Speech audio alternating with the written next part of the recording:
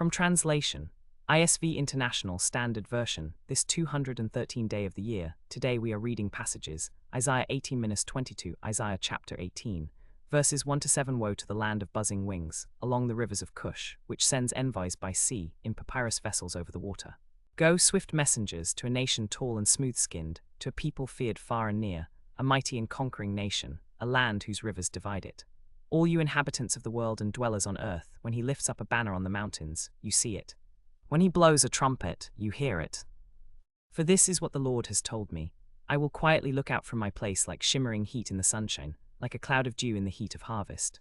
For before the harvest, when the blossom is over and the flower becomes a ripening grape, he will cut off the shoots with pruning hooks and cut down and take away the spreading branches. They will all be left to the mountain birds of prey and to the wild animals. The birds will summer on them, and all the wild animals will winter on them.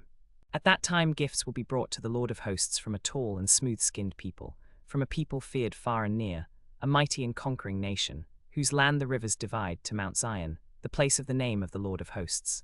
Isaiah chapter 19, verses 1-25, an oracle concerning Egypt. Look, the Lord is riding on a swift cloud and is coming to Egypt. The idols of Egypt will tremble before him, and the heart of Egypt will melt within him. I will stir up Egyptian against Egyptian. They will fight, each against his brother and each against his neighbor, city against city, kingdom against kingdom. Then the spirit of the Egyptians will be demoralized within them, and I will confuse their counsel. They will consult the idols and the spirits of the dead, the mediums and the spiritists. I will hand the Egyptians over to the control of a cruel master, and a fierce king will rule over them, declares the Lord of hosts. Then the waters of the Nile will dry up, and the river will be parched and dry. The canals will stink, the streams of Egypt will dwindle and dry up. The reeds and rushes will wither.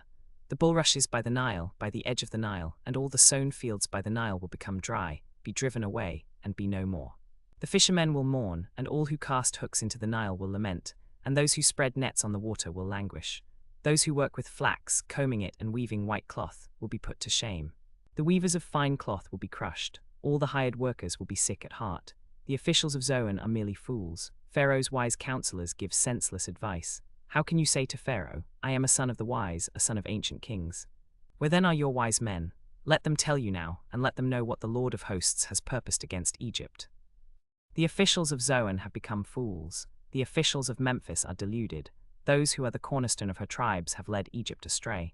The Lord has poured into them a spirit of dizziness. They make Egypt stagger in all that she does, as a drunkard staggers around in his vomit. Neither head nor tail, palm branch nor reed, will be able to do anything for Egypt. In that day the Egyptians will be like women. They will tremble and fear because of the shaking of the hand of the Lord of hosts, which he raises against them. The land of Judah will become a terror to Egypt. Everyone who mentions it will be terrified, because of the purpose of the Lord of hosts, which he is purposing against them. In that day 5 cities in the land of Egypt will speak the language of Canaan and swear allegiance to the Lord of hosts. One of them will be called the City of the Sun.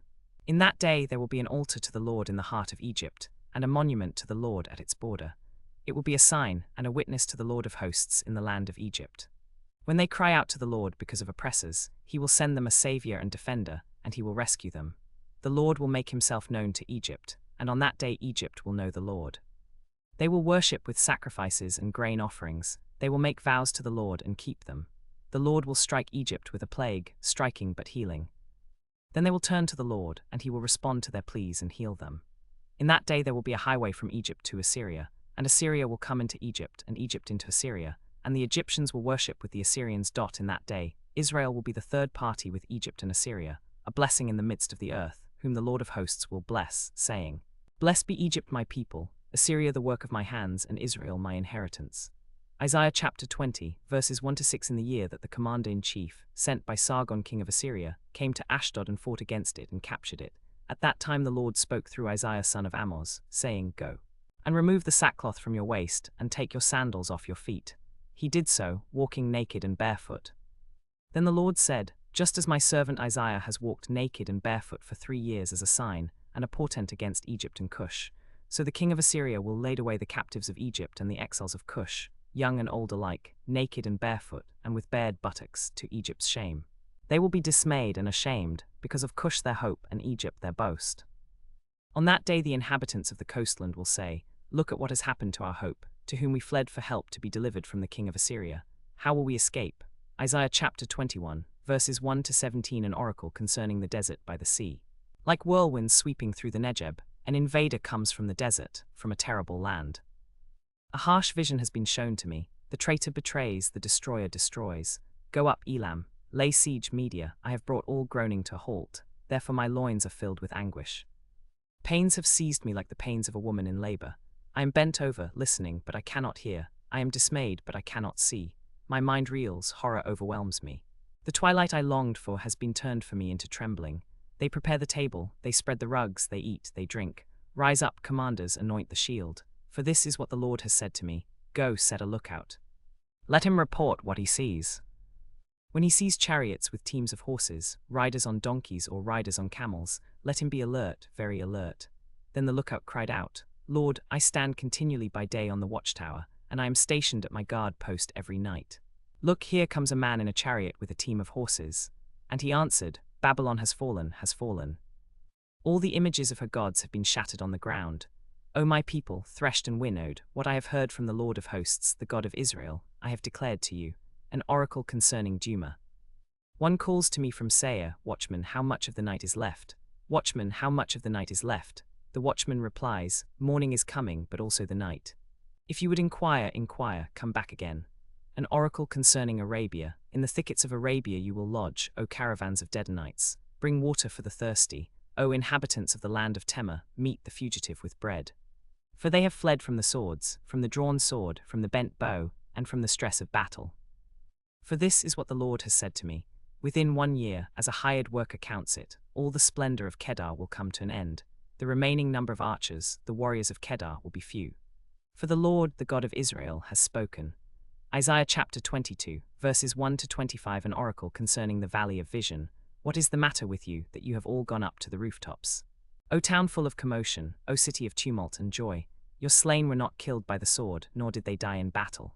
All your leaders fled together, they were captured without the use of a bow. All who were found of you were bound together, they had fled far away. Therefore I said, look away from me, I will weep bitterly. Do not try to comfort me for the destruction of the daughter of my people. For it is a day of trouble and of treading down, and of perplexity from the Lord of hosts, in the valley of vision. A breaking down of the walls, and a crying to the mountains. Elam took up a quiver, with chariots and horsemen, and Kir uncovered the shield. Then your choicest valleys were full of chariots, and the horsemen took their stand at the gates. He removed the defense of Judah. On that day you looked to the weapons in the house of the forest. You saw that the breaches of the city of David were many. You collected the water of the lower pool. You counted the houses of Jerusalem, and you broke down the houses to fortify the wall. You made a reservoir between the two walls for the water of the old pool, but you did not look to the one who made it, nor did you see the one who planned it long ago. On that day the Lord of hosts, called for weeping and mourning, for boldness and putting on sackcloth.